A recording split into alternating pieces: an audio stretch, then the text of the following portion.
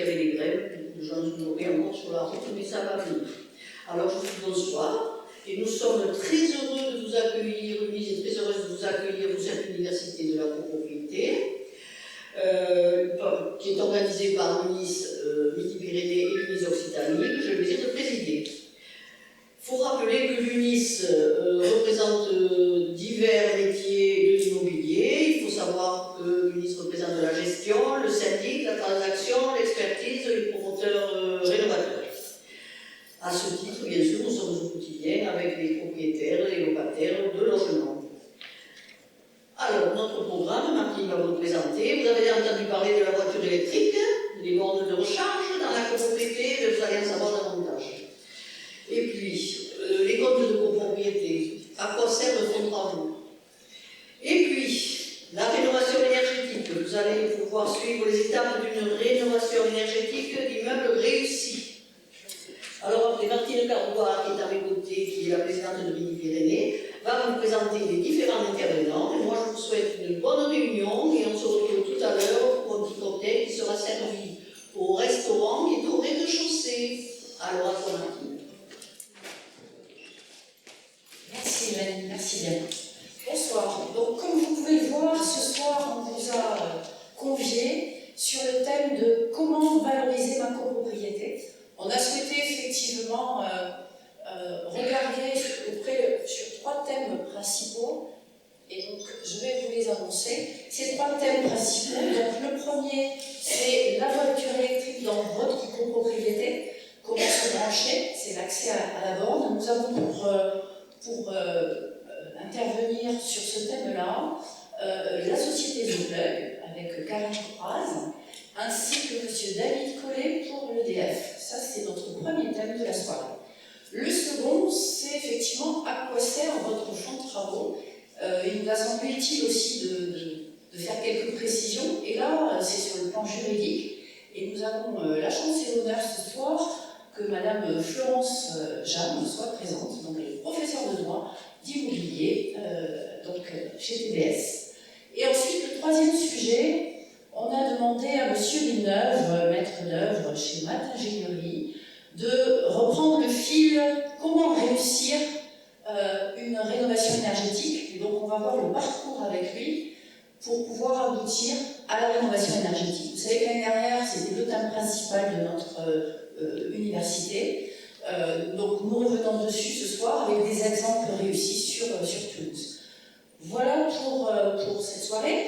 À la fin des 3 présentations, vous aurez bien entendu la parole pour poser vos questions avant de se réunir tous autour d'un cocktail, effectivement. Voilà. Très bonne soirée. Et donc, on va commencer par la voiture électrique dans votre copropriété. Bonsoir, merci à tous pour votre présence ce soir. Merci à l'UNIS de nous accueillir aussi et de nous permettre de nous présenter. Donc moi c'est Karen Croiset, je suis directrice commerciale de la région Occitanie et Nouvelle-Aquitaine.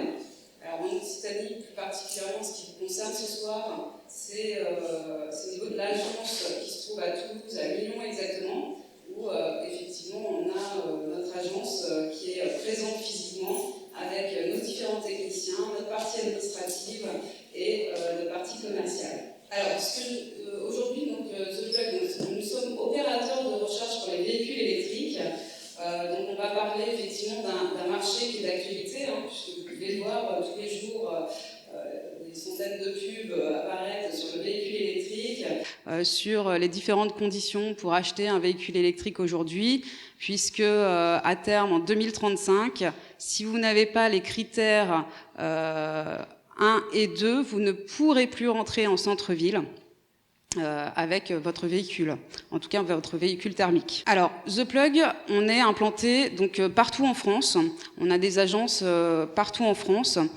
On équipe aujourd'hui plus de 14 000 copropriétés, d'accord, avec aujourd'hui plus de 6 000 bornes installées dans ces copropriétés.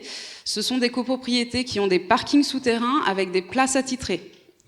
Nous aurons une offre sur l'extérieur d'ici fin 2024, puisque sur l'extérieur, il faut faire tout ce qui est VRD.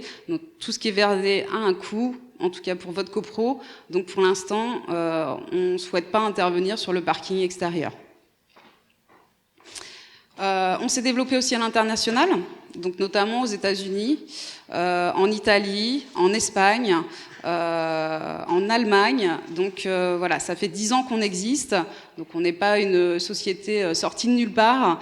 On a l'habitude d'installer des infrastructures pour les véhicules électriques, on sait faire et c'est uniquement notre métier aujourd'hui. Alors, quelles sont aujourd'hui vos possibilités en termes, il y a 4 modèles pour installer de la recharge en copropriété pour les véhicules électriques.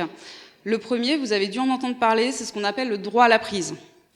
Alors c'est ce qu'on évite de faire. Pourquoi ? Parce que le droit à la prise aujourd'hui, c'est quoi ? C'est quand vous avez besoin d'installer une borne. Voilà, il y a un des copropriétaires qui a besoin d'installer une borne. Il envoie donc un courrier avec accusé-réception au syndic de copropriété. Et à partir de là, le syndic de copropriété a 3 mois pour répondre à cette demande.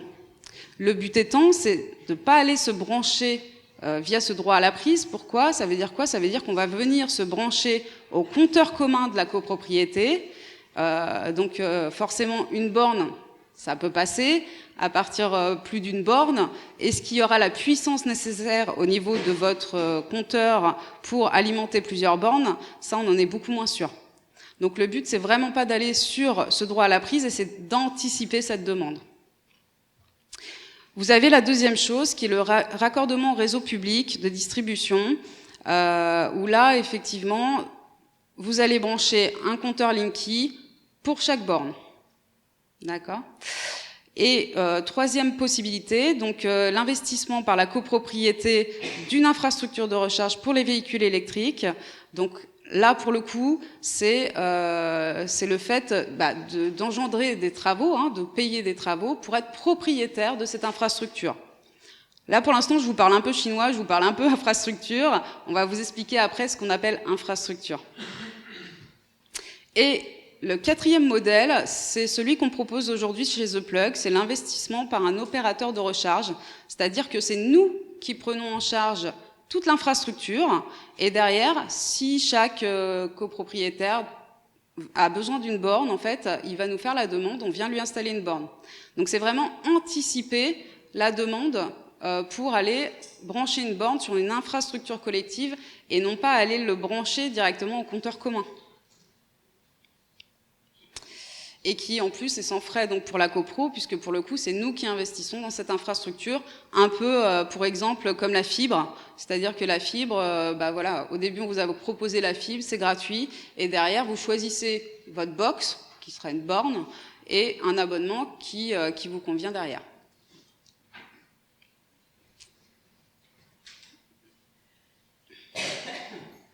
Donc là, ça précise en fait, il y a beaucoup d'écriture, ce qu'il faut regarder, c'est plutôt à la fin.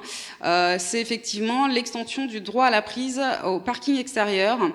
C'est la réduction du délai d'opposition à 3 mois, puisqu'à l'époque c'était 6 mois. Et à partir du moment où effectivement vous n'avez pas proposé à l'ordre du jour en assemblée générale le fait d'installer une infrastructure collective, au-delà des 3 mois, en fait, le droit à la prise est accepté automatiquement. C'est pour ça que je vous dis, il faut vraiment anticiper les demandes. Quel est le risque de ne pas s'opposer à ce droit à la prise? C'est effectivement la mise en danger de la copropriété, puisque derrière ça, il y a l'assurance de la copropriété quand même. Donc si demain il y a le feu par rapport à cette borne, qui prend en charge? D'accord? Il y a, pour faire opposition, il faut bien préciser qu'il y a l'existence d'une solution collective. Et c'est aussi forcément la volonté d'une mise en place de façon à anticiper ces demandes.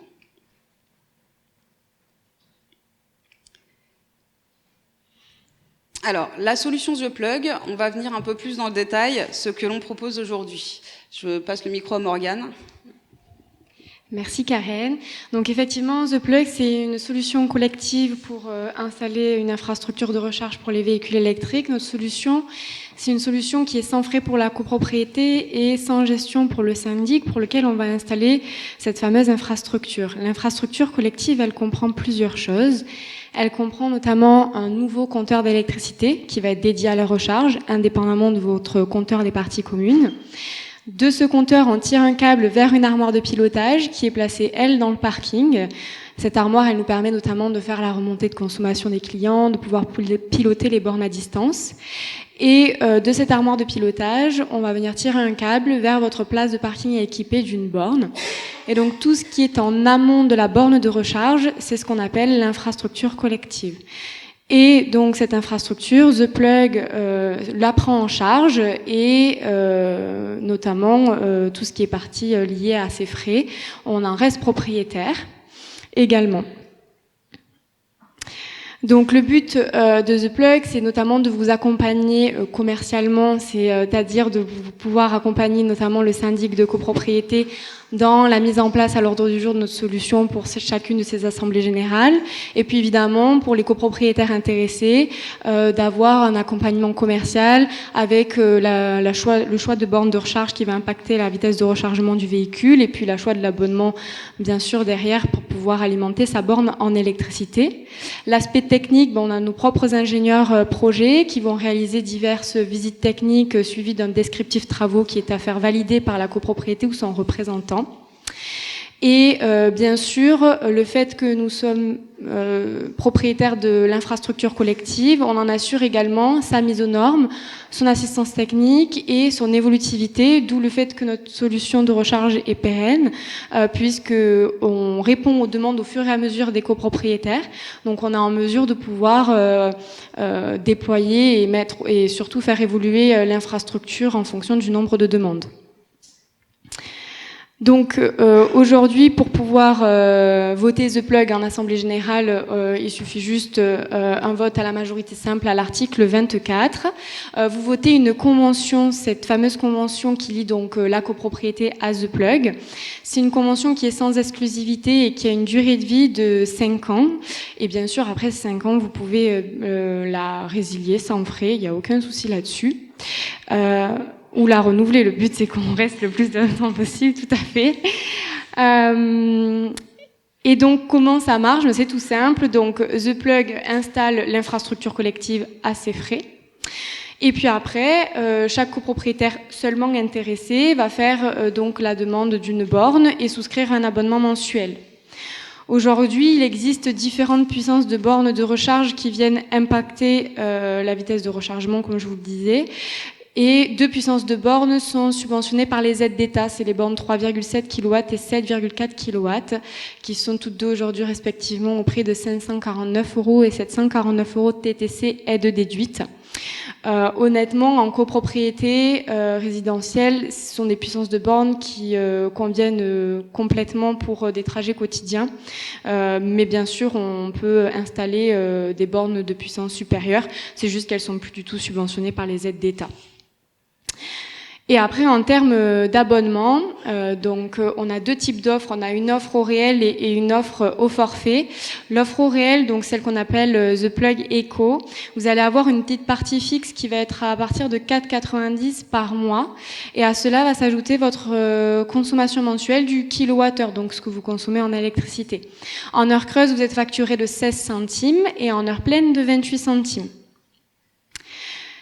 L'offre forfaitaire, on va vous allouer une quantité d'électricité sur 12 mois. Et là, peu importe que vous rechargiez en heure creuse ou en heure pleine, vous payez exactement la même chose mensuellement. On va calibrer cette quantité d'électricité en fonction de votre kilométrage annuel en électrique.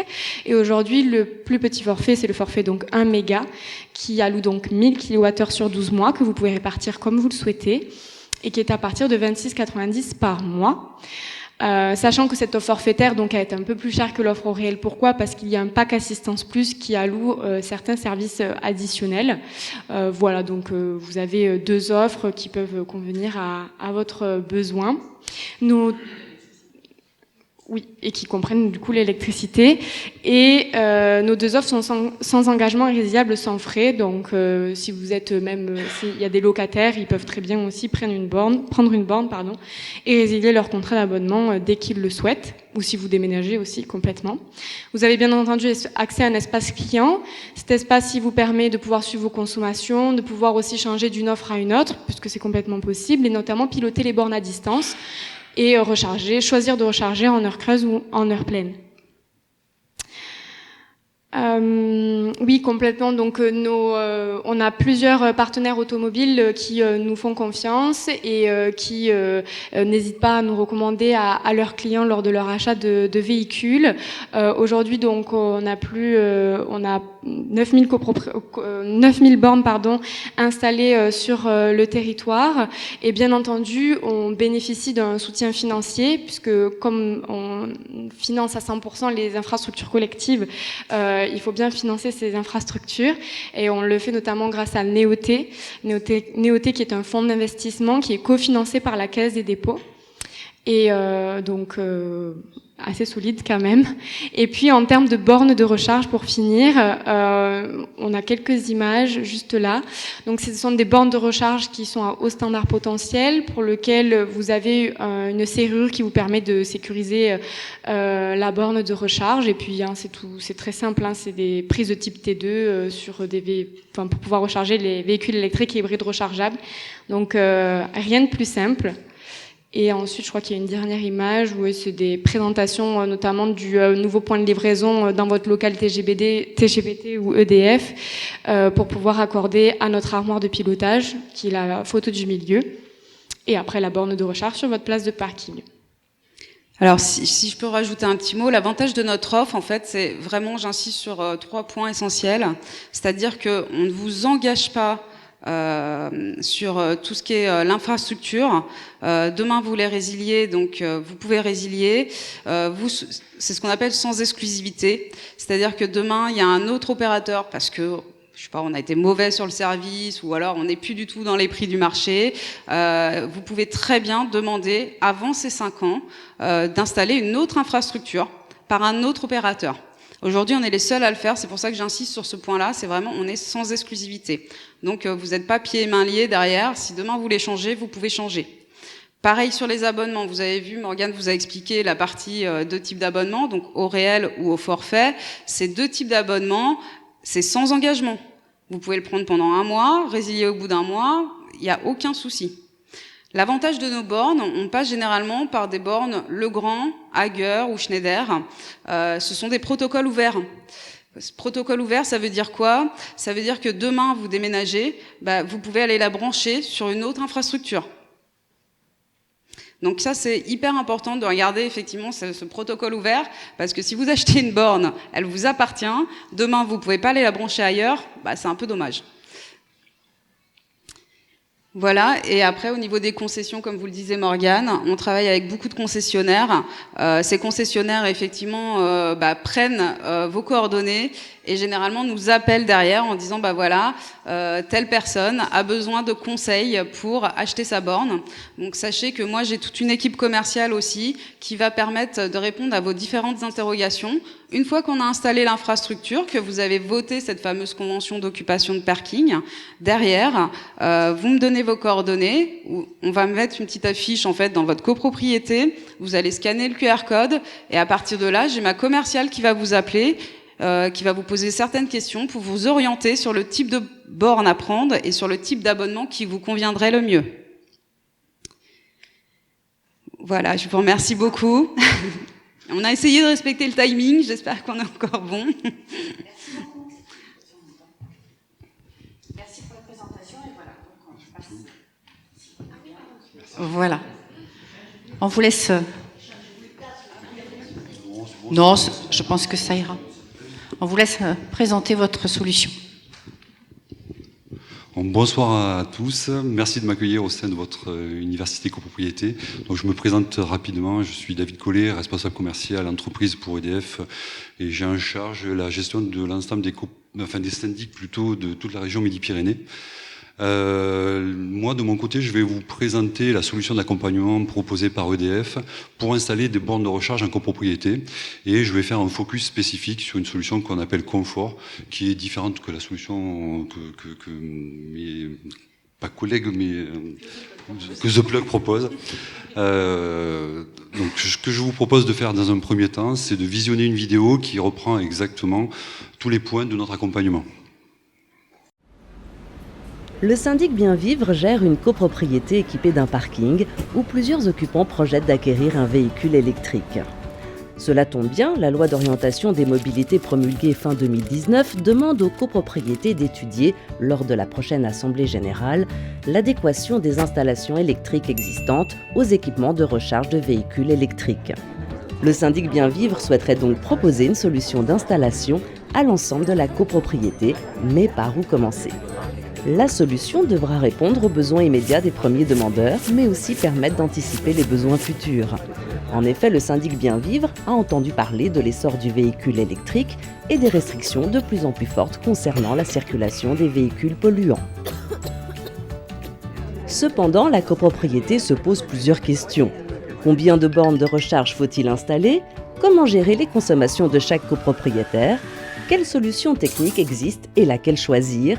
Et surtout, combien cela va-t-il coûter à la copropriété dans son ensemble et à chaque copropriétaire ? Le syndic Bien Vivre s'est donc tourné vers EDF, acteur clé de la mobilité électrique, pour l'accompagner dans son projet. Dans un premier temps, un expert d'EDF réalise avec le syndic un état des lieux complet pour évaluer précisément le besoin. Ensuite, l'expert d'EDF évalue la faisabilité technique, il visite le parking de la copropriété et étudie ses installations électriques. En confrontant les attentes de la copropriété et sa situation technique, l'expert et le syndic choisissent ensemble les solutions qu'ils souhaitent comparer parmi un ensemble de possibilités. Dans un second temps, l'expert EDF propose au syndicat de copropriété une description détaillée des solutions techniques envisagées, leurs avantages et inconvénients respectifs, une estimation budgétaire étayée, le nombre de véhicules qu'il sera possible de recharger. Des supports pédagogiques sont également remis aux copropriétaires afin qu'ils puissent comprendre facilement le projet. La copropriété y voit maintenant plus clair sur son projet. Elle a connaissance des solutions les plus adaptées et une vision claire du budget associé. EDF peut alors mettre en relation le syndic avec ses filiales et partenaires pour présenter des devis en assemblée générale et réaliser son projet dans les meilleures conditions. Voilà, donc au travers de cet accompagnement, nous allons élaborer avec vous le projet qui sera adapté à vos besoins et également en fonction des spécificités des parkings de votre copropriété. À savoir que nos solutions sont à la fois envisageables en parking souterrain et également en parking aérien. Nous vous donnerons les éléments également et l'accompagnement nécessaire pour faire voter la solution que vous retiendrez en AG. Une fois que la solution sera votée en AG, nous transmettons le dossier à notre filiale Easy EDF qui va être en quelque sorte le maître d'œuvre de votre installation et qui va suivre le projet de A à Z. Vous aurez la possibilité également de choisir le type de borne que vous souhaitez. Et une fois que l'installation sera réalisée, vous pourrez utiliser à votre convenance votre installation et ce sans convention. Alors voilà, je mets en avant la solution confort. Donc vous voyez, alors je vais essayer de pointer un peu si ça fonctionne. Oui, super. Donc là, vous avez la représentation de votre parking. Vous avez en vert la colonne montante qui alimente les compteurs de vos appartements. Donc la solution confort, c'est quoi? Nous allons installer en fait le pendant de la colonne montante qui est existante, ce que l'on va appeler une colonne horizontale. Horizontale tout simplement parce qu'elle va être installée au plafond de votre parking, si je parle d'un parking intérieur.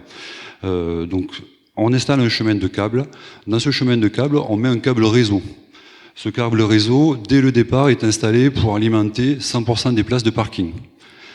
Donc la partie commune est installée une fois pour toutes. Une fois que cette installation commune est installée, on va venir sur ce qu'on va appeler une dérivation individuelle. Donc la dérivation individuelle, ça veut dire qu'on vient se brancher sur ce câble réseau qui fait le tour de l'ensemble de vos places de parking. On tend un autre câble et on va installer pour tous les copropriétaires qui le souhaitent un compteur et une borne. Donc le fonctionnement est strictement identique au fonctionnement que vous avez dans votre appartement, c'est-à-dire que vous prenez l'abonnement quand vous le souhaitez, vous pouvez le résilier quand vous le souhaitez également. Vous pouvez choisir le fournisseur de votre choix. Si vous êtes client EDF aujourd'hui pour votre appartement, vous pouvez demain être client EDF pour votre borne de recharge également. Et utiliser votre borne de la façon que vous souhaitez.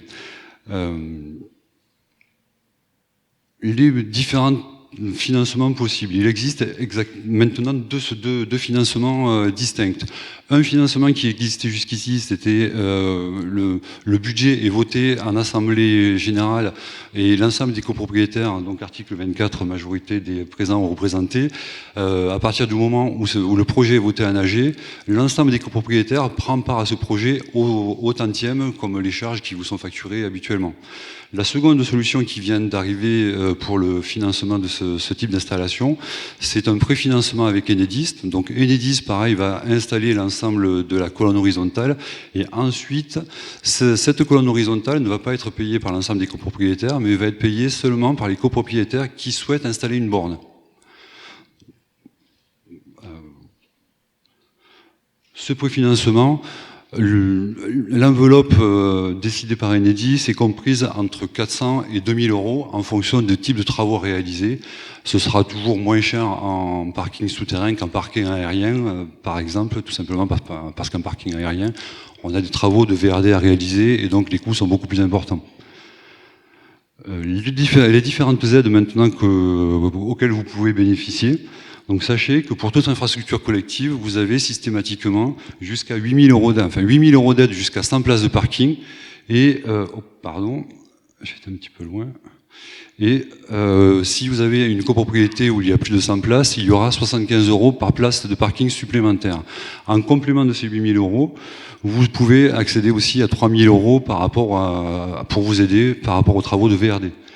Ensuite, vous avez des aides sur la partie individuelle. La partie individuelle, c'est la partie borne. Donc, jusqu'à la fin de l'année, c'est 960 euros par borne et ça va passer à partir du 1er janvier à 600 euros. Vous avez également un crédit d'impôt qui n'est pas soumis à un revenu et qui est valable à la fois pour les copropriétés et à la fois pour les maisons individuelles. Donc, ce crédit d'impôt est de 960 euros jusqu'à la fin de l'année et va passer de 300 euros, pardon, excusez-moi, jusqu'à la fin de l'année et va monter à 500 euros à partir du 1er janvier. Voici les solutions qu'on peut vous proposer. Alors j'ai essayé d'être très concis. Si vous avez des questions, je vous propose de venir à la fin de notre intervention ou de venir nous voir pendant le cocktail pour qu'on puisse, je suis venu avec mon expert technique, pour qu'on puisse vous expliquer un peu plus, de façon un peu plus complète le type d'installation qu'on vous propose. Merci à vous. Merci beaucoup. Voilà, on a souhaité effectivement ce soir vous présenter deux solutions différentes et puis vous échangerez en fonction de vos besoins tout à l'heure. On va passer à l'experte juridique, voilà, à Florence Jam. Merci.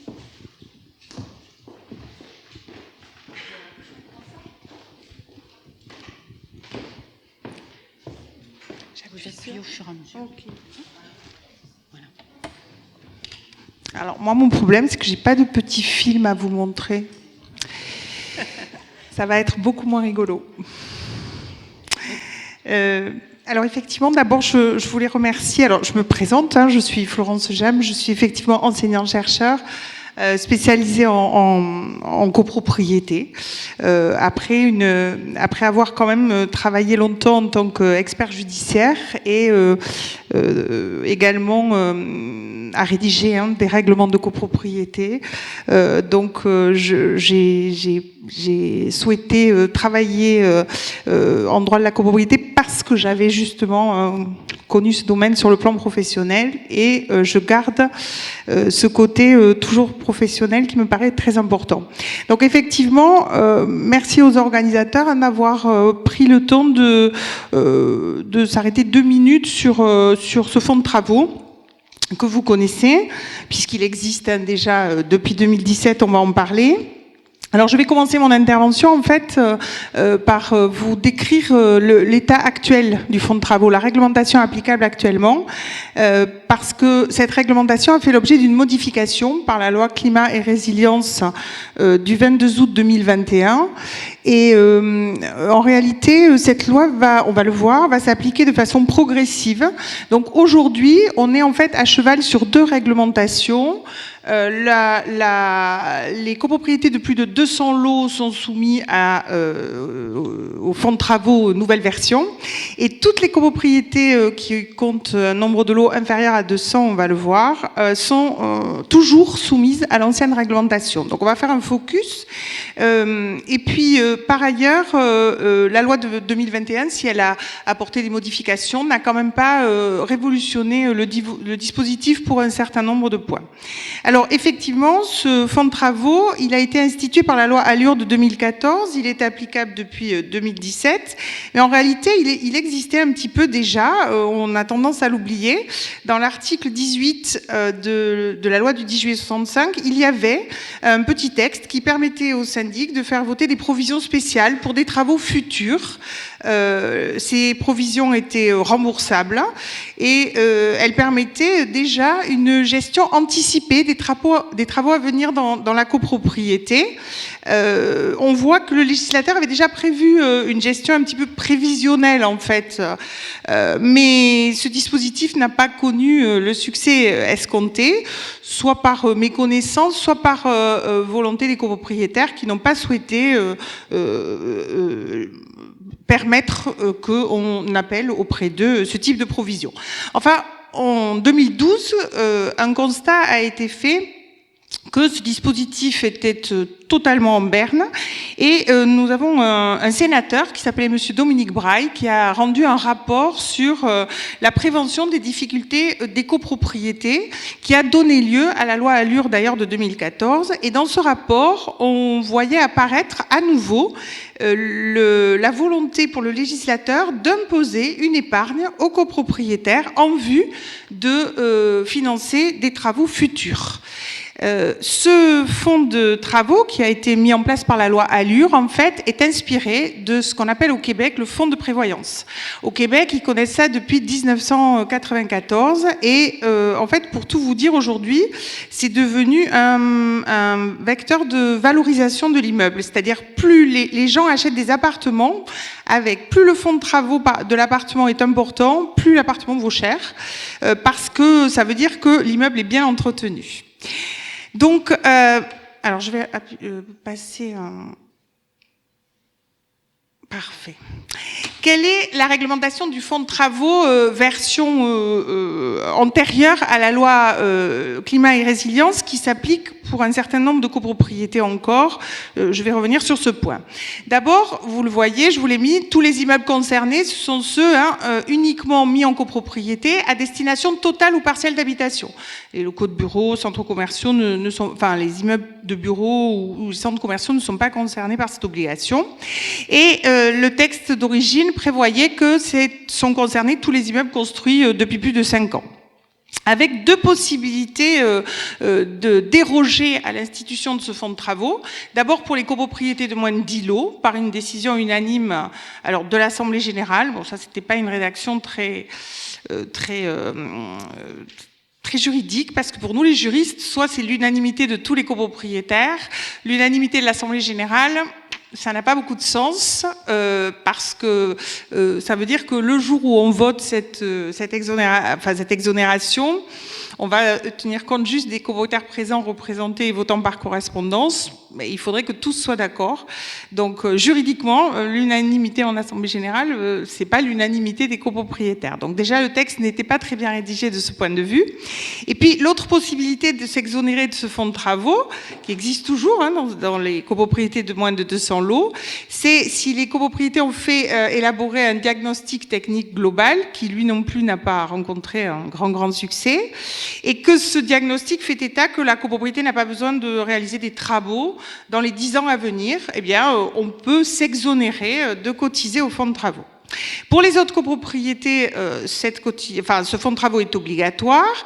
Il est alimenté, vous le voyez, par une cotisation annuelle versée par les copropriétaires selon les mêmes modalités que les provisions sur charges que vous versez pour abonder le budget prévisionnel. Son montant est fixé par l'Assemblée générale à la majorité des voix de tous les copropriétaires. cette majorité de l'article 25. Et la loi a prévu un minimum. Il ne peut pas, ce fonds de travaux, cette cotisation annuelle ne peut pas être inférieure à 5% du montant du budget prévisionnel voté chaque année. Ce fonds est appelé par le syndic qui va le verser sur un compte spécial ouvert au nom de la copropriété qui est différent du compte qui reçoit les provisions pour faire fonctionner la copropriété. Les cotisations au fonds de travaux ne doivent pas être utilisées, on va en parler, pour compenser les dettes courantes du syndicat des copropriétaires. Il est réservé à un certain nombre de travaux dont nous allons parler, c'est tout l'objet de cette intervention. Donc on le voit, en 2014, l'objectif du législateur, c'est d'imposer aux copropriétaires de commencer à épargner pour réaliser des travaux futurs. Pourtant, très rapidement, on voit des critiques qui sont apparues. Alors, deux critiques essentielles. D'abord, sur le montant de la cotisation.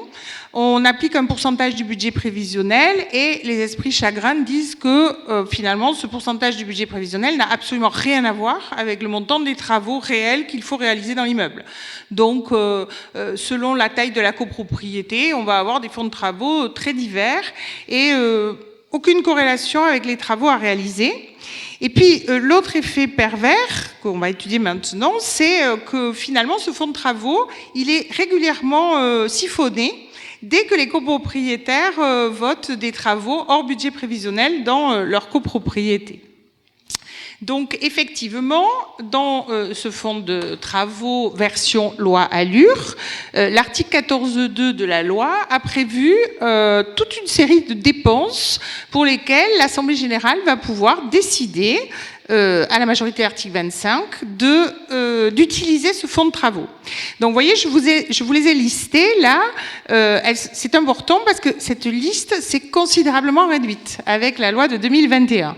Donc, vous voyez, aujourd'hui, on peut financer avec son fonds de travaux ce qu'on appelle les travaux obligatoires. Ça pourrait être un ravalement, par exemple, imposé par la mairie ou une mise aux normes de l'ascenseur. Puis, vous avez toutes les dépenses de travaux qui ne sont pas comprises dans le budget prévisionnel. Et on a une liste dans le décret du 17 mars 1967 de tous ces travaux qui peuvent être concernés. Alors, vous le voyez, c'est les travaux de conservation et d'entretien de l'immeuble. Bon, on exclut bien sûr tous les petits travaux de maintenance. Donc, travaux de conservation et d'entretien de l'immeuble, c'est très vaste. Travaux portant sur des éléments d'équipement, comme l'ascenseur, par exemple.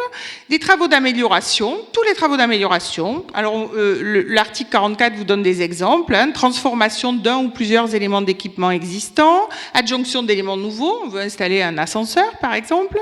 Aménagement de locaux affectés à l'usage commun ou création de ce type de locaux. Des locaux pour les vélos, pour les poussettes ou d'autres types à l'usage de la copropriété, d'autres types de locaux, affouillement du sol, création d'une piscine, surélévation des bâtiments. Le fonds va servir également à financer des études techniques comme les diagnostics, par exemple le diagnostic technique global, ou des consultations de techniciens dans le cadre de la réalisation de travaux. Et puis nous dit le texte, d'une manière générale, toutes les dépenses de travaux qui ne concourent pas à la maintenance et à l'administration des parties communes ou des équipements communs de l'immeuble. Bref, comme vous le voyez, cette liste est très étendue et elle a conduit à une utilisation systématique du fonds de travaux. Dès qu'on vote en Assemblée générale des travaux de remise en peinture, par exemple, on va de la cage d'escalier. Très facilement, les copropriétaires vont dire utilisons une partie du fonds de travaux, utilisons le fonds de travaux pour réaliser ces travaux. Pourquoi laisser cet argent dormir sur un compte, même s'il produit intérêt, puisque les sommes sont placées, autant l'utiliser. Or, les pouvoirs publics n'avaient pas du tout conçu ce fonds pour engager des dépenses en fait régulières de travaux, mais plutôt pour des travaux importants à venir, des travaux de rénovation du bâti et puis aussi les travaux de rénovation énergétique, notamment pour respecter les engagements qui ont été pris par la France en matière de réduction des émissions de gaz à effet de serre. Donc, une réforme était vraiment nécessaire et elle est intervenue avec la loi Climat et Résilience du 22 août 2021.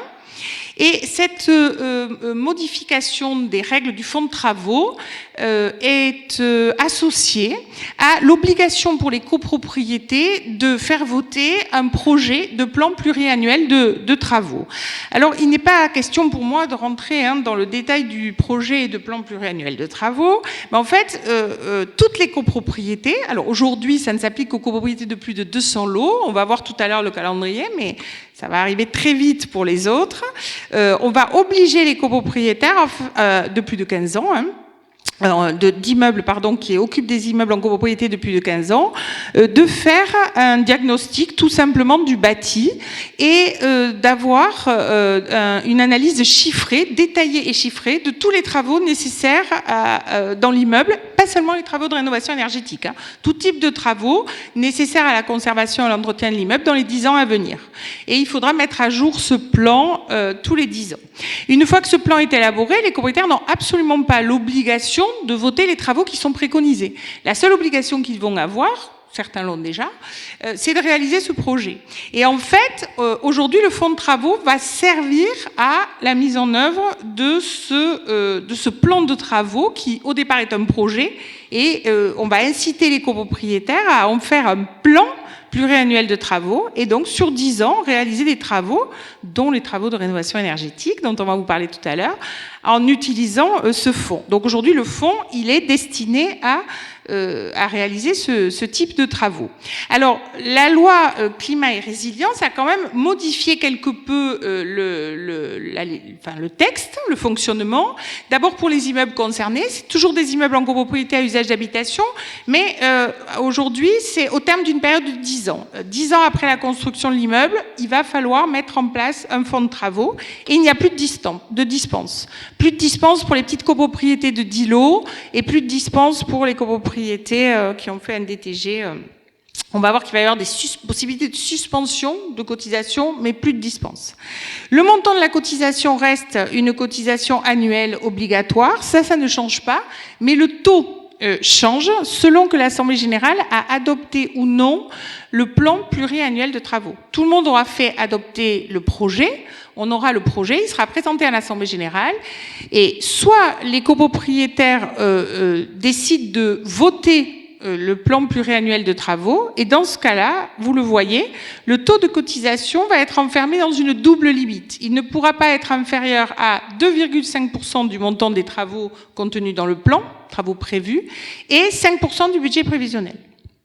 Donc on aura un plancher, on ne pourra pas aller en deçà de ces deux montants. Et si l'Assemblée générale n'a pas adopté le plan pluriannuel de travaux suite à la réalisation du projet, on restera sur une cotisation équivalente à 5% du budget prévisionnel.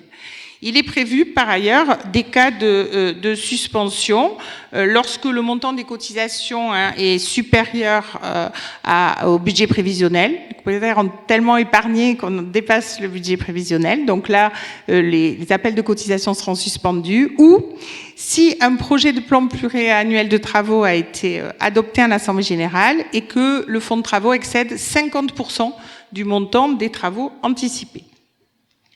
Donc, quelles sont justement les dépenses qui peuvent être financées par ce fonds de travaux nouvelle mouture? C'est là où les changements sont les plus importants. Terminer l'utilisation du fonds de travaux. En fait, pour toutes les copropriétés qui vont être soumises à la nouvelle réglementation, les copropriétaires ne pourront utiliser le fonds de travaux que, vous le voyez là, la liste est considérablement réduite, les dépenses d'élaboration du projet de plan pluriannuel de travaux et du diagnostic. Ensuite, les dépenses de réalisation des travaux prévus dans ce plan pluriannuel de travaux. Donc, si l'Assemblée générale a adopté ce plan, on pourra se servir du fonds.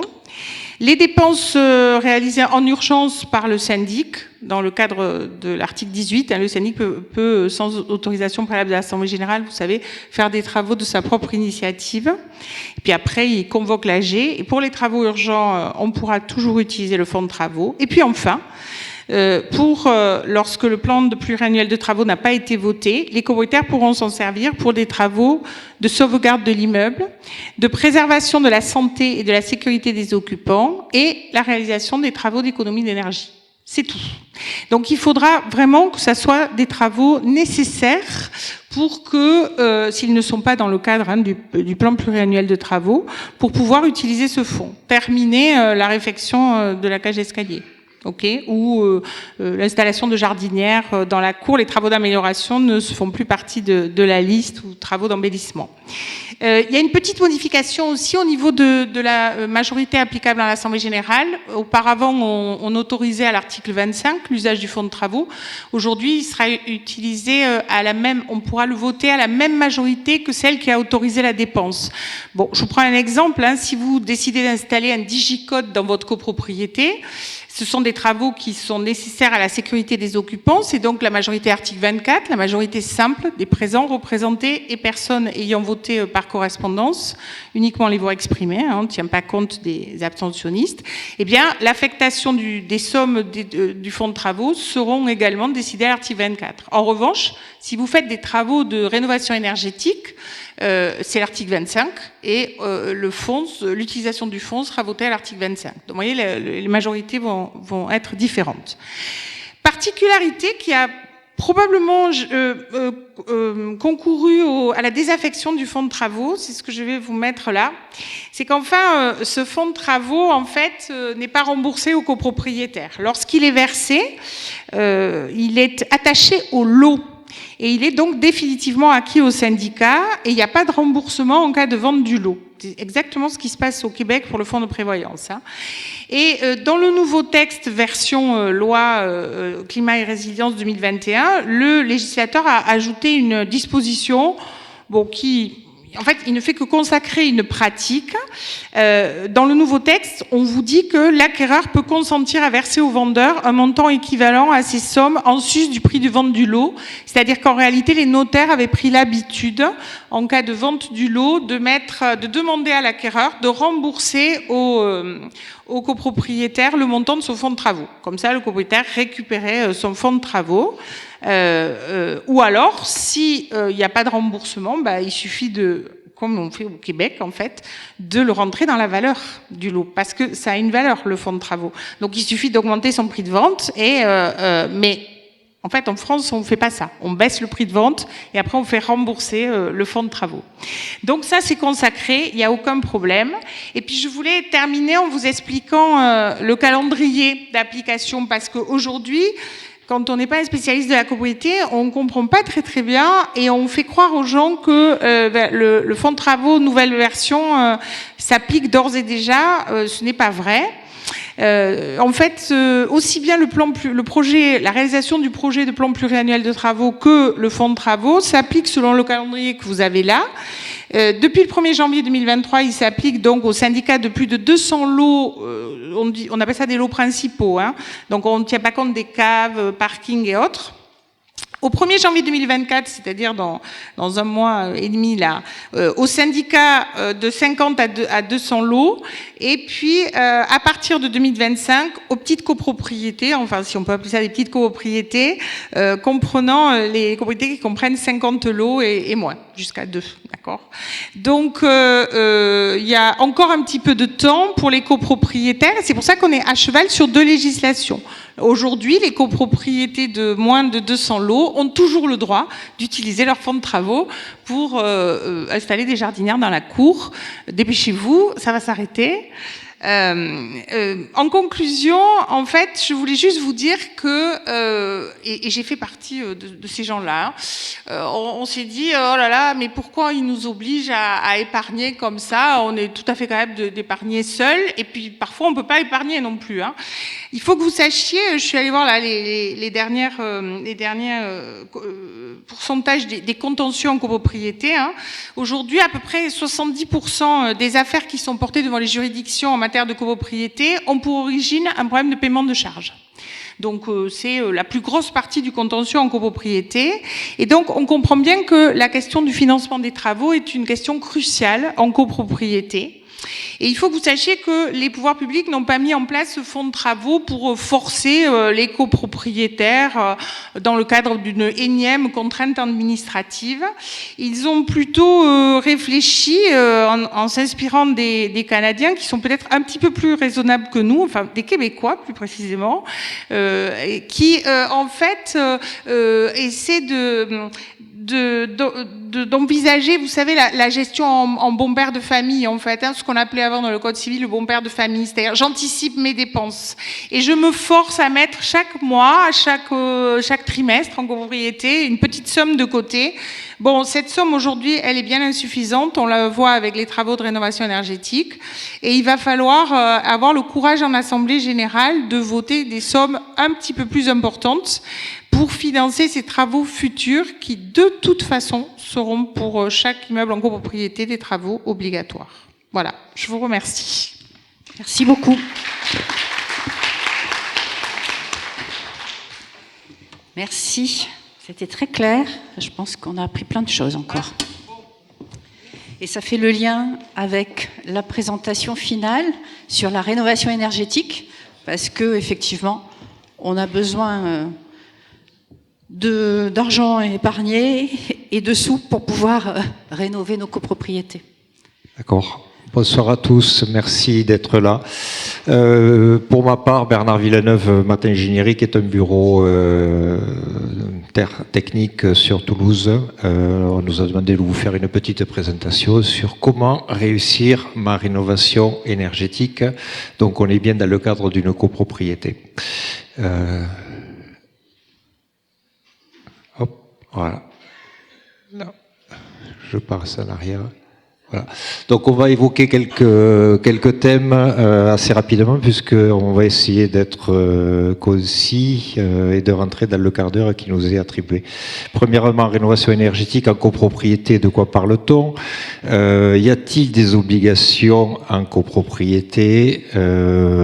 Comment ça marche, la rénovation énergétique? On vous parlera de suivi d'une réalisation et ensuite on vous montrera quelques exemples réalisés récemment.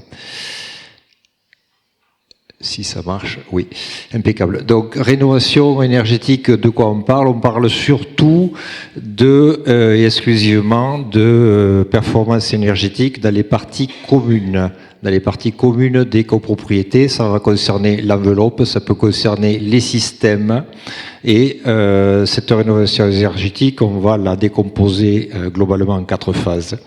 On va avoir un audit ou un diagnostic, une phase de conception, un vote ensuite en Assemblée générale sur les travaux et par la suite la réalisation des travaux par eux-mêmes.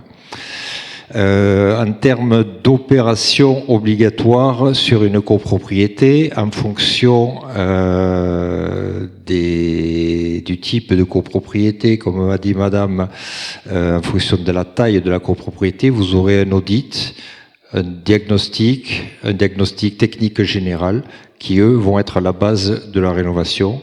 Vous aurez, comme l'a très bien dit, le plan pluriannuel de travaux qui va vous être imposé petit à petit en fonction de la taille de la copropriété. On va parler d'individualisation des frais de chauffage et ensuite, et bien évidemment, on va, et ça a déjà commencé, parler d'éradication des passoires thermiques, c'est-à-dire les copropriétés qui consomment énormément. Donc pour les petites copropriétés, petites sans être péjoratives, donc qui ont moins de 50 lots et qui ont un système de chauffage collectif, on va réaliser un DPE, nouvelle mouture puisque ça a été rénové. Pour les copropriétés plus importantes qui ont plus de 50 lots et dont le permis de construire est antérieur à juin 2001, on va réaliser un audit énergétique. Et pour tous les immeubles qui sont mis en copropriété, qui ont plus de 10 ans, et pour tous ceux qui sortent d'insalubrité, on va faire un diagnostic technique global qui permettra d'avoir une vision beaucoup plus intéressante. Un audit énergétique, ça comprend quoi? Un audit, ça comprend les situations, la localisation, des problèmes architecturaux, des problèmes d'orientation de façade qui sont liés aussi à la technique de construction en fonction de l'âge des bâtiments. On ne construit pas en 2020 comme on construisait dans les années 70 et comme on construisait auparavant dans les années 1900 et auparavant. On va avoir obligatoirement un visu, si je ne cache pas, oui, je regardais, sur les équipements techniques, l'éclairage, le chauffage, la ventilation, tout ce qui est réseau d'eau chaude. Et on va aussi, et c'est très important, avoir l'avis des occupants concernant leur ressenti, concernant le confort, concernant l'inconfort qu'ils peuvent avoir, tant au niveau du chauffage que de l'eau chaude, et on essaiera d'avoir une corrélation avec les dépenses énergétiques annuelles, que ce soit pour la copropriété ou pour l'ensemble des occupants. À partir de là, le diagnostic va déterminer un bouquet de travaux, une estimation du coût des économies attendues et éventuellement la nouvelle classe énergétique qu'on pourra avoir par la suite. On va revenir sur le plan pluriannuel de travaux. Donc, Madame l'a très bien dit, il y a l'obligation, si le bâtiment a plus de 15 ans, en fonction de la taille des copropriétés, c'est 2024, c'est 2025, 2024 c'est dans 2 mois, 2025 c'est après-demain, donc ça concerne tout le monde.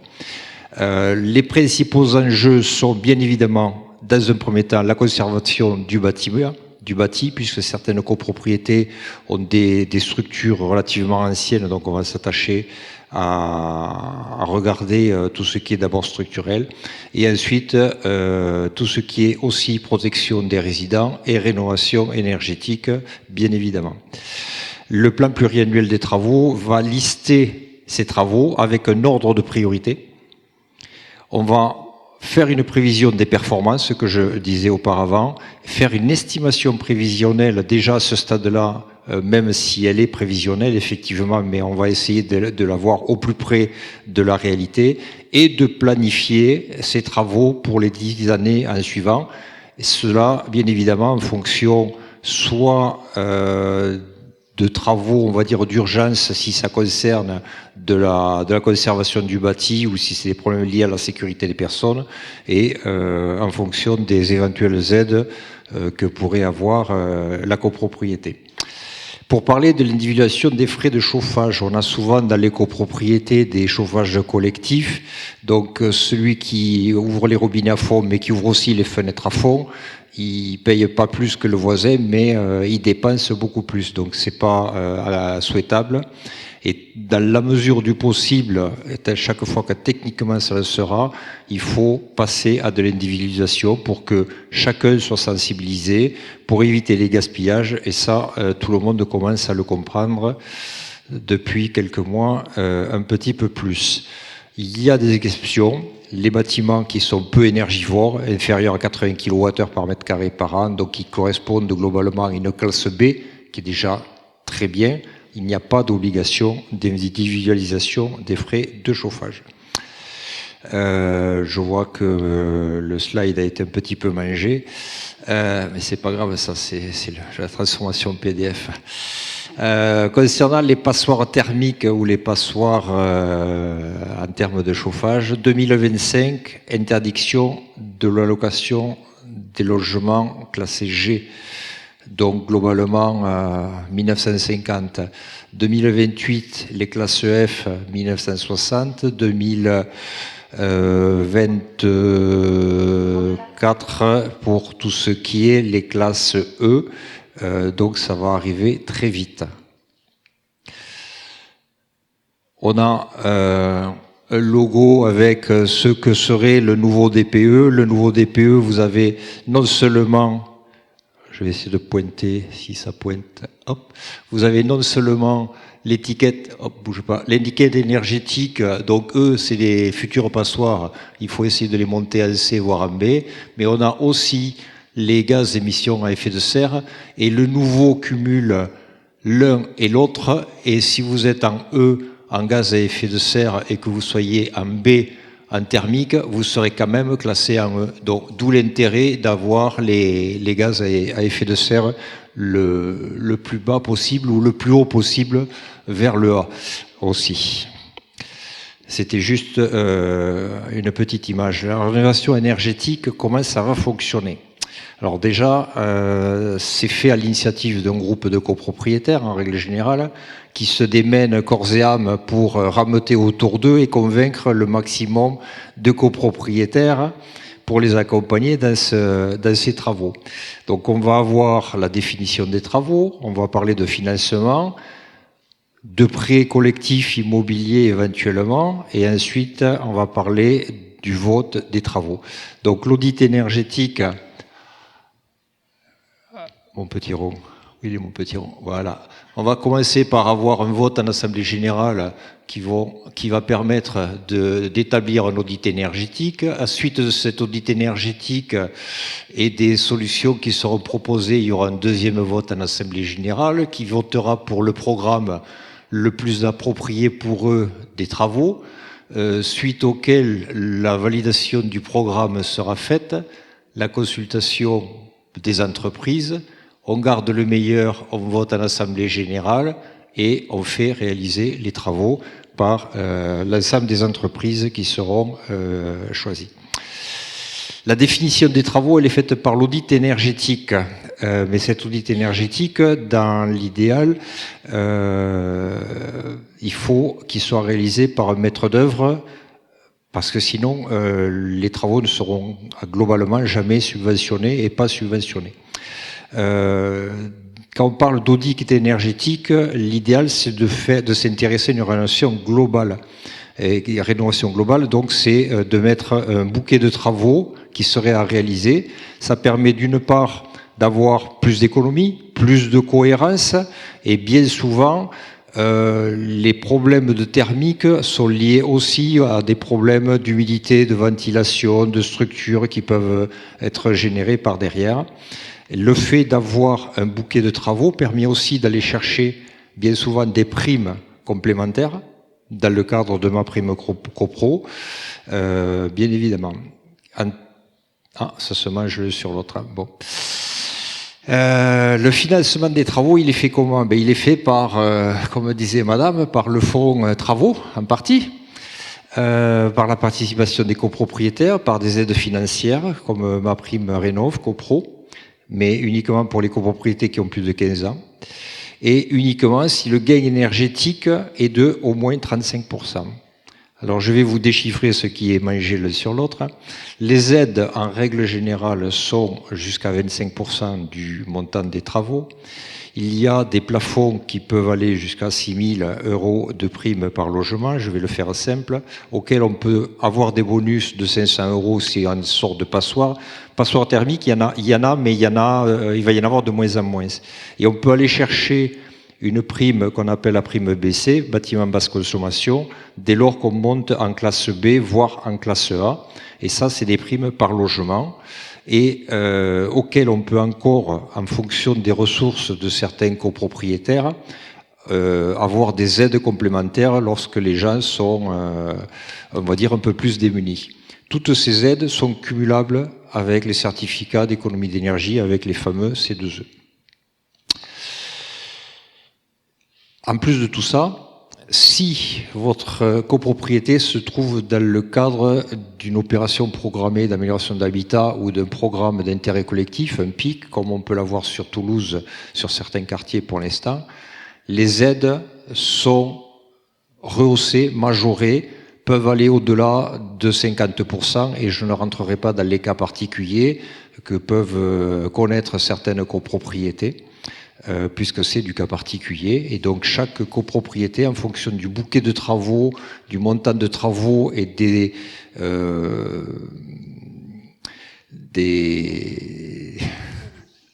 économies escomptées, peuvent prétendre à des aides des fois bien supérieures à celles qui sont de base marquées. L'évaluation énergétique, elle est obligatoire. Elle est faite au niveau de chaque bâtiment ou de chaque immeuble, suivant des logiciels agréés. et elle est obligatoirement faite par des bureaux d'études qualifiés au PQI-BI. C'est uniquement pour pouvoir toucher les aides. Ensuite, le prêt collectif, il est voté à la majorité lors de l'Assemblée générale. Ce prêt collectif, c'est quoi? C'est un prêt qui peut être demandé par n'importe quel copropriétaire. Et quand bien même certains copropriétaires de la copropriété présenteraient des risques financiers, ce risque n'est absolument pas pris en compte dans le cadre de la contraction d'un prêt collectif. Le remboursement du prêt, il est fait uniquement par les gens qui adhéreront à ce prêt. C'est-à-dire que dans une copropriété, vous n'êtes pas du tout obligé de rentrer dans un prêt collectif. Vous pouvez vous prendre votre prêt ou faire avec vos deniers propres et vos économies, et auquel cas, vous ne remboursez pas le prêt qui est contracté par les copains. Ça paraît logique. Donc le vote des travaux, c'est voté en Assemblée générale.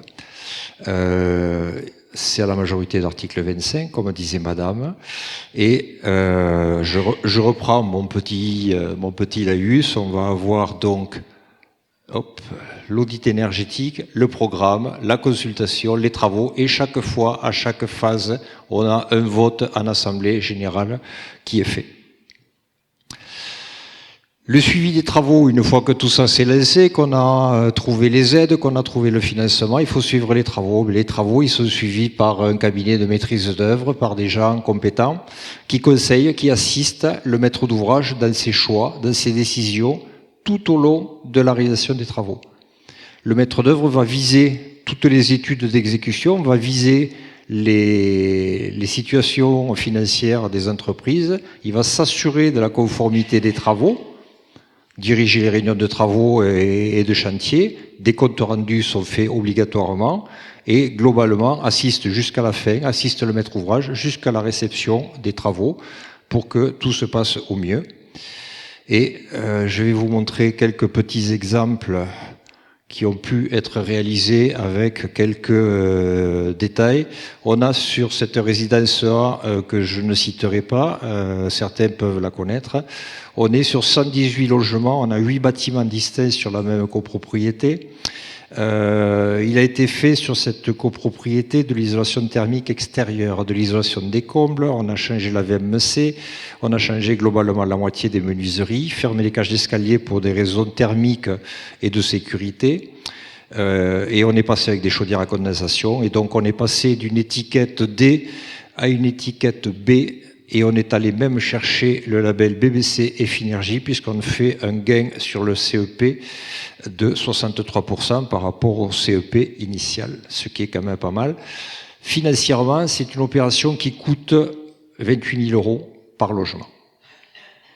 C'est juste des ordres de prix. On a une autre figure de bâtiment, une autre configuration. On a une tour toulousaine, 162 logements, 18 étages, immeuble de grande hauteur.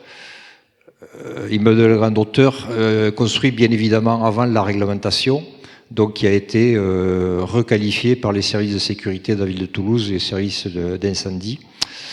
Synthétiquement, c'est une tour qui a bénéficié de mise en sécurité incendie, de désenfumage, de sécurité, d'isolation thermique extérieure avec un système de bardage, d'isolation du toit terrasse bien évidemment, et en termes de ventilation, on a un système particulier puisque c'est la ventilation naturelle assistée à basse pression, qui est un procédé sous avis technique. Sur cette rénovation, 100% des menuiseries et des fermetures ont été changées. Alors on part d'une étiquette E qui n'est pas foncièrement très très basse, et on remonte à du D qui n'est pas foncièrement très très haut, mais le E était très bas et le D est pas loin du C. Mais le E et le D restent comme ça. On fait quand même un gain énergétique de 43% sur le CEP. Et globalement, c'est une opération qui revient aux alentours de 24 000 € par logement, sachant qu'on partait de très très loin en termes de sécurité et en termes de thermique sur cette tour. Et dernier petit exemple, donc on est sur 4 bâtiments en R+7 avec 172 logements en copropriété. C'est des travaux qui sont en cours depuis un mois. On est sur de la mise en sécurité incendie avec du désenfumage, de l'isolation thermique par l'extérieur. On a de la VMC et on intervient aussi sur de la fermeture par du changement de volet roulant. Les menuiseries ne sont pas changées puisqu'il y avait suffisamment d'homogénéité sur les existants. Donc en termes d'étiquette, on part d'une étiquette D, on monte dans du B et on fait un gain énergétique d'au moins 48% par rapport au CEP. C'est une opération qui revient aux alentours de 24 000 € par logement.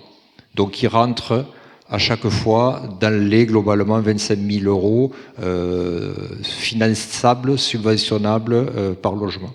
Voilà. Je vous en ai mis 3.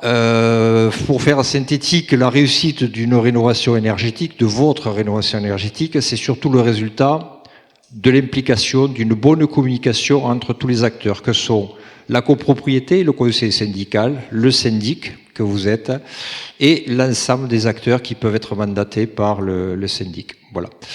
Dans tous les cas, une bonne écoute pour bien définir les besoins, les meilleurs conseils le plus avisé possible si on peut, d'avoir une équipe pluridisciplinaire à l'écoute pour avoir une vision globale de la rénovation, qui n'est pas qu'une rénovation énergétique, mais qui peut être une rénovation globale.